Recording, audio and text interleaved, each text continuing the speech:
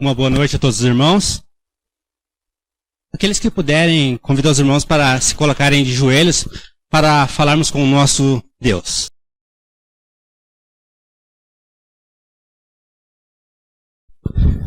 Grandioso Deus e eterno Pai que estás nos céus, queremos te agradecer pela vida, pela saúde, pelas maravilhosas bênçãos que diariamente o Senhor derrama em nossas vidas, Pai.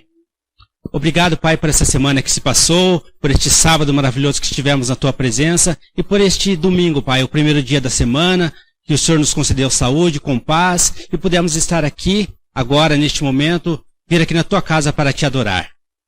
Peço que abençoe a todos os irmãos que aqui vieram e aqueles irmãos que por algum motivo especial não puderam estar aqui na Tua casa. Peço que os Teus santos anjos estejam junto com eles para que eles estejam bem também, Pai. Dá-nos um bom culto na Sua presença, abençoa a cada um de nós. Em nome de Jesus é que oramos, Pai. Amém. Eu quero primeiramente estender meu boa noite à igreja, aos nossos amigos que também estão acompanhando pela internet. Que Deus abençoe a todos nós mais uma vez, amém? Muito bem, nós viemos aqui para trazer a palavra de Deus. E sem muitas delongas, eu gostaria de convidar vocês a curvarem mais uma vez suas frontes e vamos falar com Deus. Pai eterno, nesse momento a sua igreja espera o Shekinah, a sua manifestação no meio de nós. Nossos amigos que acompanham pela internet também esperam ouvir a sua voz. Por isso, através do seu santo e bom Espírito, sussurre nas nossas mentes, nos nossos corações a sua vontade. Que a sua palavra possa falar por nós, possa falar a nós. Que o seu bondoso e santo Espírito abra as portas dos nossos corações e possa fazer morada ali. Pai eterno, que o homem desapareça e que apareça Cristo. Nós oramos no nome de Jesus. Amém. Muito bem. Eu gostaria que os irmãos, antes de nós abrirmos a Bíblia, eu vou falar um pouco de mim. Eu sou lá como irmão Xará me apresentou, sou de Araucária, sou ancião. Talvez muitos não vão saber quem eu sou, mas eu sou filho do irmão Elias. O irmão Elias já pregou aqui algumas vezes aqui nessa igreja. Mas lá na igreja do Sol Nascente, já estamos frequentando a igreja há mais de 20 anos. Eu sou um dos anciões lá da igreja. E para a honra e para a glória de Deus, nós vamos trazer uma mensagem curta para os irmãos aqui nessa noite. Acompanhem comigo o texto dessa noite. O tema dessa noite é o reino de Deus.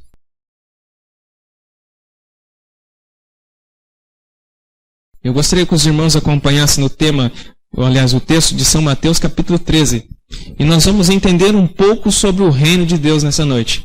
De forma mais simples e sucinta, porque é um tema longo, um tema bem teológico, um tema que carece de uma semana, de quem sabe, para nós estudarmos a fundo o que a palavra de Deus nos diz. No capítulo 13 de São Mateus, nós encontramos então um único verso, o verso 33, onde Jesus faz uma parábola. E nessa parábola, então, está todo o embasamento do sermão dessa noite. E Jesus lhe disse-lhe outra parábola. O reino dos céus é semelhante a um fermento, que uma mulher tomou e escolheu em 3 medidas de farinha, até ficar tudo levedado. Amém? Amém ou não amém? Amém. Mas o que os irmãos entenderam desse texto? O reino dos céus é semelhante a um fermento. Se nós pararmos para pensar, nós falamos amém, sem muitas vezes entender o que o texto nos diz. Mas vamos, antes de nós entrarmos a fundo no que a palavra de Deus nos diz, vamos ao contexto histórico para que Jesus ter falado isso. Nós analisando todos os textos, conferindo dentro das concordâncias bíblicas e comentários bíblicos, os comentaristas bíblicos, eles concordam em uma coisa, que capítulo 12 de São Mateus, acompanhem lá, nós não vamos ler os textos, mas o capítulo 12, do versículo 22 até o versículo 50, e logo em seguida o capítulo 13, do 1 ao 52, aliás, 58, desculpe, todos esses acontecimentos, até o 52 mesmo, todos esses acontecimentos foram apenas em um único dia. Então, no capítulo 12, do 22 ao 50, capítulo 13, do 1 ao 52, todos eles aconteceram em um único dia. Então, vejam só, Jesus ele tem um dia longo. Os primeiros acontecimentos que marcam ali no capítulo 12 de São Mateus é a cura do endemoniado, logo em seguida um cego e mudo. Então Jesus fala aos fariseus, daí no versículo 33 do capítulo 12, Jesus fala sobre a árvore e seus frutos, logo em seguida os sinais de Jonas, a estratégia de Satanás, a família de Jesus. No capítulo 13, a primeiro subtítulo ali, a parábola do semeador, a grande parábola do semeador, a explicação da parábola vem logo em seguida. E depois Jesus fala sobre a parábola do joio. E agora Jesus vem então a parábola do grão e da mostarda, a parábola do fermento que nós acabamos de ler. Porque Jesus falava por parábolas e a explicação da parábola do joio, etc. Até chegarmos ali no capítulo 52, onde fala sobre coisas novas e velhas. Encerrando então o dia do Mestre. Dentro da Bíblia não há um outro relato que Jesus tenha tido um dia tão comprido como esse. Mas isso não significa que os dias de Jesus passava de forma ociosa. Simplesmente é porque não tem um relato com tanta evidência que Jesus tenha feito tantas coisas no mesmo dia. É por isso que então, em alguns textos, o próprio texto de Ellen White, no Desejar a Todas as Nações, ela considera esse como um dia longo. Mas veja só que interessante, Jesus tem um dia longo. Lucas, capítulo 12, versículo 1, abre suas Bíblias lá, vamos ler alguns textos. Mas Lucas, capítulo 12, versículo 1, nós vemos mais ou menos, temos um pouco da noção de como era então esses acontecimentos com Jesus Cristo. A Bíblia diz assim, posto que miríades de pessoas o acompanharam, a ponto de uns aos outros se atropelarem, passando Jesus a dizer, antes de tudo, aos seus discípulos, acautelai-vos do fermento dos fariseus, que é a hipocrisia. Nós vamos ler esse texto mais à frente novamente, mas eu quero que vocês se atentem ao texto. Jesus está dizendo assim, aliás, Lucas descreve, miríades de pessoas andavam ao redor de Jesus. As pessoas se atropelavam, em outras traduções se acotovelavam, tentando ficar próximo do Mestre. E agora você se pergunta, por que tudo isso? Não é algo a se pensar? Mas imagine alguém, um nazareno, alguém que não tinha uma fama como os grandes heróis daquele tempo, os grandes homens da Bíblia, como Nicodemos, que era um grande rabi naquele tempo, um homem douto da palavra de Deus, alguém que era um fariseu, que era respeitado por todos. Mas agora então ressurge no meio da multidão um nazareno, um galileu, chamado Jesus Cristo. E toda vez ele se intitula, as pessoas o intitulam ele como Messias. E ele começa agora a pregar. E as palavras de Jesus são palavras transformadoras. As palavras de Jesus são palavras diferentes. Porque quando Jesus fala, ele toca o coração do ser humano. Quando Jesus fala, as palavras dele vai dentro da alma, diferente daqueles homens hipócritas daquele tempo, que falavam, e essas palavras eram palavras duras, que colocavam cada vez mais carga sobre o ser humano. Jesus trazia paz. Jesus trazia conforto. E ele falava, vinde a mim todos os que estão cansados. Vinde a mim aqueles que são sobrecarregados, sobre essas leis que cada vez mais as pessoas tentam colocar sobre vocês e tem pesado a fé na sua vida. Tirem tudo isso e coloquem os meus ensinamentos na sua vida e vocês vão ter paz. Amém? Pense só, se nós pudéssemos ter o privilégio de estar na companhia de Jesus nesses tempos. Nós não teríamos problemas, porque quem está perto de Jesus não tem problemas. Você pode ter 1001 problemas hoje, mas naquele tempo, se você estivesse do lado de Jesus, seus problemas seriam nada. Você pode ter problemas de saúde, mas do lado de Jesus não tinha pessoas com problemas de saúde, porque Jesus era alguém que dava cura. Você podia ser cego e Jesus te dava cura. Você podia ser coxo e Jesus te restauraria a saúde. E se você perdesse a sua vida, Jesus tornava a vida a você de novo. Esse era o Mestre. Esse era Jesus. É por isso que multidões de pessoas se acotovelavam, se atropelavam para estar do lado dele. Porque Jesus era um homem que transformava pães, multiplicava pães, transformava água em vinho, alimentava as multidões. Jesus salvava casamentos. Jesus, além de transformar as vidas, Jesus era uma figura diferente de todas as figuras que já apareceram naquele tempo. E agora nós vemos uma pregação revolucionária do Mestre. O Mestre olha para todas as pessoas que o rodeiam e faz o pronunciamento: o reino dos céus é semelhante a uma mulher que tomou 3 porções de fermento e colocou sobre a massa e esperou que até tudo ficasse levedado. Isso intrigou muitas pessoas, até mesmo os discípulos. Voltem um pouquinho lá no livro de São Mateus, no capítulo 13.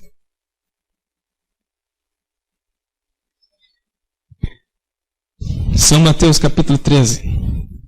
Vamos ler os versículos 10 em diante. A parábola de Deus, a palavra de Deus, aliás, nos diz assim: os discípulos se aproximaram de Jesus e lhe perguntaram: por que você fala por parábolas? Nós não estamos entendendo a sua maneira de pregar, Jesus. Antes você falava de maneira coerente, em que todos entendiam. Agora, a partir de um momento, o Senhor só usa parábolas. Você usava parábolas sim antes desse momento. Jesus usava parábolas, dando uma adentro. Jesus usou parábolas de forma ilustrativa até esse capítulo 12, capítulo 13. A partir desse momento, a pregação de Jesus, todas as pregações de Jesus foi por forma de parábolas. E agora os discípulos não conseguem entender por que Jesus falava por parábolas. E o versículo 11 diz assim: ao que respondeu, porque a vós outros é dado conhecer os mistérios do reino dos céus, mas aqueles isso não lhe é concedido. No versículo 12, Jesus complementa ainda: pois ao que tem se lhe dará, e terá em abundância, mas ao que não tem, até o que tem lhe será tirado. Por isso lhe falo por parábolas, porque vendo não veem, e ouvindo não ouvem, nem entendem. De sorte que nele se cumpre a profecia de Isaías: ouvireis com os ouvidos, e de nenhum modo entendereis. Vereis com os olhos, e de nenhum modo percebereis. Esse era o intuito para que Jesus falava por parábolas. Somente um grupo de pessoas entendia o que Jesus falava. As demais pessoas, de fato, não entendiam, porque não tiveram contato com o Espírito de Deus. Todo aquele que não tem contato com o Espírito de Deus, todo aquele que não pede orientação de Deus para abrir o livro sagrado, as palavras que está escrito nesse livro são simplesmente palavras de um livro comum. Mas todas as pessoas que tenham contato com o Espírito Santo, o Espírito de Deus, que oram antes de abrir o livro sagrado, todas as pessoas lhe é concedido entender o que a Bíblia Sagrada lhe diz. Não pode haver dúvida na mente do ser humano que ora o Espírito Santo para abrir o livro sagrado. Não pode haver dúvida. A dúvida não vem de Deus. Agora vem a grande questão. Jesus fala sobre o fermento. Em outras ocasiões da Bíblia, nós vemos os profetas no passado, o próprio Moisés, escrevendo sobre o fermento como símbolo do pecado. E agora, como Jesus usa um título fermento para descrever o reino dos céus? Não é algo contraditório? Não é algo meio capcioso para se pensar? Por que Jesus faz essa analogia? Entre as regras da hermenêutica são regras estabelecidas para se interpretar o livro da Bíblia e demais livros comuns. Uma regra diz o seguinte, que a Bíblia só fala de um único assunto. Ela não pode ter variantes no mesmo assunto. Então, se ela fala de um assunto, é uma verdade apenas. Não existe variantes na Bíblia sobre assuntos determinados. Então, Jesus, em hipótese alguma, poderia estar contradizendo o que os textos nos diz. Os textos anteriores a esse nos falam sobre o fermento. Vamos ler alguns textos que falam sobre o fermento na Bíblia? Acompanhem comigo lá no livro de Êxodo, capítulo 13.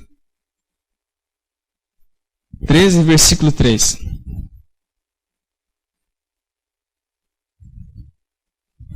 Vocês vão lembrar da história, onde o povo do Egito estava para sair, o povo hebreu estava cativo no Egito, estavam para sair do Egito, então, há uma ordenança para eles.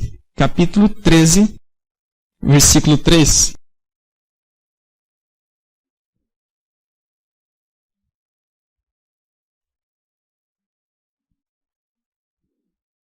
Todos encontraram? Amém? A palavra de Deus diz assim, 13, versículo 3. Disse Moisés ao povo, lembrai-vos desse mesmo dia, em que saístes do Egito, da casa da servidão, pois com mão forte o Senhor vos tirou de lá. Portanto, não comereis pão? O que é um pão levedado? Pão com fermento. Não poderiam comer pão com fermento. Mas vamos mais um texto, Levíticos capítulo 2, aliás. 2 de Levíticos, versículo 11.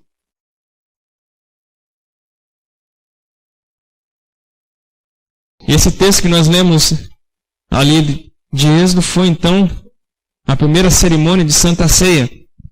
E agora Levíticos 2, versículo 11.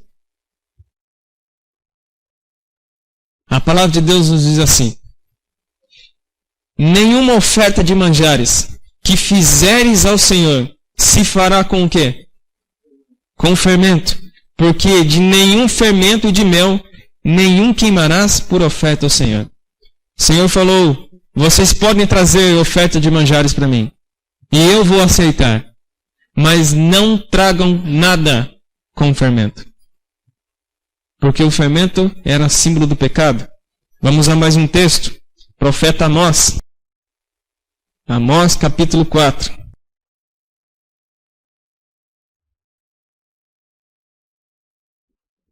Amós capítulo 4, versículo 5.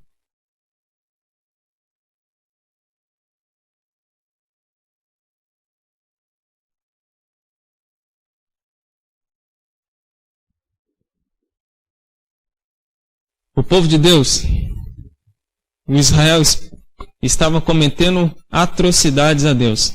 Estavam desobedecendo a Deus. Entre as coisas que eles estavam desobedecendo a Deus, o versículo 5 diz assim: e ofereceis sacrifícios de louvores do que é levedado, e apregai a oferta voluntária, e publicai-as, porque disso gostais, ó filhos de Israel, disse o Senhor Deus. Deus estava falando assim: vocês gostam de me irritar. Eu lá no passado falei que não era para trazer oferta de manjares com massa levedada, mas vocês gostam de trazer massa levedada. Deus estava repreendendo eles, porque eles estavam fazendo algo que eles sabiam que era errado. Então vejam só, vamos tentar compreender o texto que Jesus está dizendo em São Mateus capítulo 13, versículo 33. Na mente de um judeu, de um fariseu, de um homem dotado de todo o conhecimento, doutores na lei, então eles veem esse discurso de Jesus e agora veem: puxa vida, Jesus está ficando louco. Esse nazireu vem com uma mensagem que está totalmente contraditória com aquilo que desde o princípio, desde que Deus nos tirou do Egito, nós já somos acostumados a saber que o fermento é símbolo do pecado. Alguns textos também do Novo Testamento, eu apenas vou citar aqui Lucas capítulo 12, versículo 1, que nós acabamos de ler, onde Jesus fala da multidão ali, compara os ensinamentos dos fariseus como um fermento. 1 Coríntios capítulo 5, versículo 7 também fala do fermento em relação ao pecado. Gálatas 5, versículo 9. Então eles tinham essa ideia incrustada na sua mente, que o pecado estava relacionado ao fermento. E agora Jesus vem e diz: o fermento agora é comparado ao reino dos céus. Para eles, a primeira imagem, eles falaram: não tem nada a ver a mensagem de Jesus. Então quem sabe aquela multidão que acompanhava Jesus, grandes e pequenos, pobres e ricos, homens e mulheres, crianças, uma pequena parte, ou se não uma grande porção, virou as costas para Jesus e foi embora. Porque é assim que nós fazemos quando algo não nos agrada. Nós viramos as costas e vamos embora. E os discípulos, quem sabe, se perguntaram: Jesus, alguma coisa está de errado. O Senhor tem pregado uma mensagem que as pessoas não têm gostado. Multidões o acompanham, pessoas ricas, pessoas pobres, pessoas, quem sabe, que podem nos alavancar o Evangelho, mas às vezes o Senhor prega uma passagem que ninguém entende. Por que o Senhor faz isso? E Jesus fala: eu falo para que muitos que têm ouvido não ouçam, e muitos que têm visto não vejam e nem compreendam. Mas nessa noite, pelo poder de Deus, nós vamos sair daqui compreendendo o que Jesus quer dizer. Amém? Quando nós vemos esse texto, o reino dos céus é semelhante a um fermento. A mulher simplesmente é uma maneira ilustrativa pela qual Jesus tomou para descrever essa parábola. As 3 medidas de farinha também não tem nenhum significado. Dentro dos comentários, todos os comentaristas bíblicos dizem que não tem um significado específico. Mas dizem que as 3 porções ou as 3 medidas que aquela mulher pegou, elas seriam suficientes para alimentar 100 pessoas, ou fazer 100 porções para alimentar 100 pessoas. Então vejam só, talvez Jesus tenha usado a mulher, porque a figura da mulher era a mais comum pelos trabalhos de casa. Hoje nem tanto. Hoje, quem sabe, Jesus ilustraria de uma outra forma essa parábola. Mas naquele tempo era a figura da mulher que era responsável pelo serviço de casa. Hoje nós temos tanto o homem como a mulher que é responsável pelo trabalho dentro de casa, porque ambos trabalham fora. Mas vejam só, Jesus usa a figura da mulher para transcrever isso. Pega essas 3 medidas para transcrever quem tem dentro de casa 100 pessoas para comer. Dificilmente você vai ter isso. Mas Jesus está querendo descrever com essa parábola que o reino do céu não é algo pouco, é algo grande. É uma porção gigante. E agora, o que mais nos chama a atenção é a questão do fermento. Que você coloca na massa e some. Quem vê o fermento dentro da massa? É impossível separar depois o trigo do fermento. Não tem como. Mas o efeito do fermento, isso que é visto. Quando você coloca o fermento, a massa torna-se a ser levedada. Ou seja, ela vai crescendo, crescendo cada vez mais. Ou seja, Jesus, em outras parábolas, ele estava querendo dizer, o reino dos céus é semelhante ao fermento que você coloca dentro do seu coração. O Evangelho de Deus coloca as minhas palavras dentro do seu coração. E ela vai crescendo, crescendo, crescendo cada vez mais. O reino do céu é algo interno. O reino do céu não é você vestir uma roupa de cristão e vir à igreja no sábado pela manhã. O reino do céu não é você vir à igreja nos domingos, nas quartas, nas semanas de oração, não é assistir pela internet um culto. Isso não é o reino dos céus. O reino do céu é algo interno. João, abram lá o texto de João, capítulo 3 de João. Jesus se depara com um grande líder, Nicodemos, nós começamos a falar dele aqui, e Nicodemos vai ter um encontro com Jesus de noite, e Jesus agora começa a travar um diálogo com um homem que era dentre aquela sociedade o mais sábio. E aquele homem faz algumas perguntas para Jesus, e Jesus responde, versículo 3 diz assim, a isto respondeu-lhe Jesus, em verdade vos digo, que se alguém não nascer de novo, não pode ver o reino de Deus. Se alguém pretende entrar no reino de Deus, se alguém pretende fazer parte do reino de Deus, é necessário nascer de novo. Amém? Isso você, quem sabe, não tenha tanto sentido para você, porque você pode dizer, Ricardo, eu já sou batizado. Eu já nasci de novo.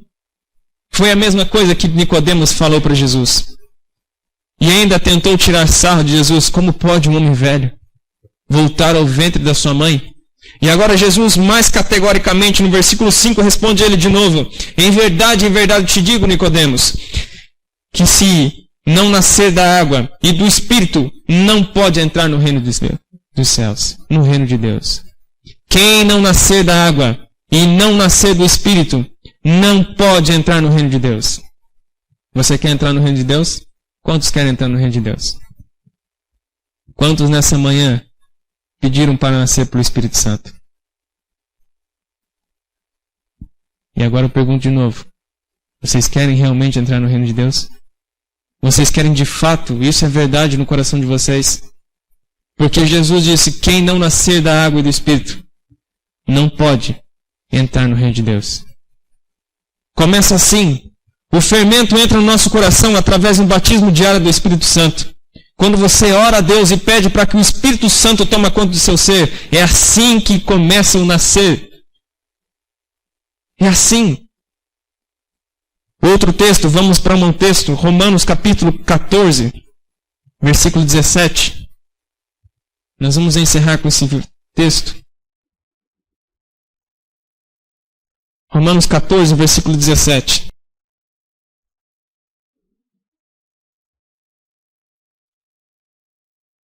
Porque o reino de Deus não é comida nem bebida, mas justiça, a paz e alegria em quem?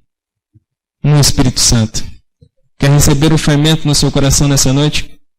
Quer receber o reino de Deus na sua vida? Deixa o Espírito Santo entrar dentro de você. Deixa o Espírito Santo habitar dentro do seu coração. Porque quando o Espírito Santo habita no nosso coração, o Evangelho da paz vai crescendo. O reino de Deus vai crescendo. E sabe o que significa isso? Aí faz sentido quando Jesus fala assim, o reino dos céus é semelhante a uma mulher que tomou 3 porções de trigo e deixou e colocou no meio da massa o Espírito Santo. E aquela massa cresceu, cresceu, e todos puderam ver que aquela massa estava levedada. Sabe por que ainda existe briga no meio dos cristãos? Sabe por que existe desgraça no nosso lar? Sabe por que, mesmo depois da conversão, mesmo depois do batismo, muitos casais ainda se separam dentro da igreja adventista? Sabe por que muitos irmãos não se dão bem dentro da igreja adventista? Sabe por que tem pessoas ainda que faz 20 anos que sentam no mesmo banco de um irmão e odeiam um irmão ou outro? Simplesmente porque nunca deixaram ou nunca colocaram o fermento do Evangelho na sua vida. Nunca colocaram o fermento do Espírito Santo na sua vida. Simplesmente tem uma massa dura para oferecer ao Senhor. E Deus espera que nós levedamos nossa massa, colocamos o fermento do Espírito Santo, para que as pessoas possam ver que dentro de mim tem crescido o reino de Deus. Dentro de você tenha crescido o reino de Deus. Irmãos, a mensagem é essa. Você viu o que eu perguntei? Eu perguntei quantos querem o reino de Deus e depois fiz uma outra pergunta. Quantos pediram a presença do Espírito Santo? Poucas pessoas levantaram a mão. Isso não é apenas uma realidade daqui. É uma realidade da igreja mundial. E Jesus diz assim, todo aquele que pede, recebe. Aquele que busca, encontra. Jesus não está falando de riquezas. Jesus não está falando de milagres. Jesus está falando todo aquele que pede o Espírito Santo, recebe. Todo aquele que busca o Espírito Santo, encontra. Nessa noite você tem mais uma oportunidade de encontrar com o Espírito Santo. Quero convidar os irmãos a ficarem em pé. Aos nossos amigos que acompanham pela internet também, se puderem ficar em pé. E vamos orar a Deus. Pai eterno, nós ouvimos a sua voz. E é com um pouco de alegria e também tristeza no nosso coração que nós levantamos nossas vozes em oração, reconhecendo nossa mesquinhez, reconhecendo que nós somos pecadores, reconhecendo que nós não temos te buscado, reconhecendo que nós temos vivido uma fé vazia, uma fé muitas vezes sem sentido. Pregamos do teu amor, pregamos da sua graça, mas não vivemos em nosso lar. Não temos vivido o Evangelho como o mundo precisa que os cristãos vivam. Não temos representado o seu nome como o Senhor espera que assim fizemos. Não temos deixado o reino de Deus nascer dentro de nós. Mas sabemos que Tu és um Deus de misericórdia. Tu és um Deus bondoso, um Deus zeloso, um Deus compassivo. Por isso nós clamamos perdão pelos nossos pecados, perdão pelas nossas falhas. E imploramos, ó Pai, que não retire de nós o seu bondoso e santo Espírito. Que ele possa nascer nos nossos corações. E de uma forma humilde e singela, pedimos o batismo do Espírito Santo. Para que possamos ficar purificados pela Tua graça. Para que possamos ficar cada vez mais parecido com o Senhor. Para que as pessoas possam olhar em nós e nós sermos testemunhos vivos do Teu amor e da Tua graça. Para que as pessoas possam ver em nós o reino de Deus. Fica com a Tua igreja, fica com cada membro aqui presente. Nós oramos no doce e eterno nome de Jesus. Amém.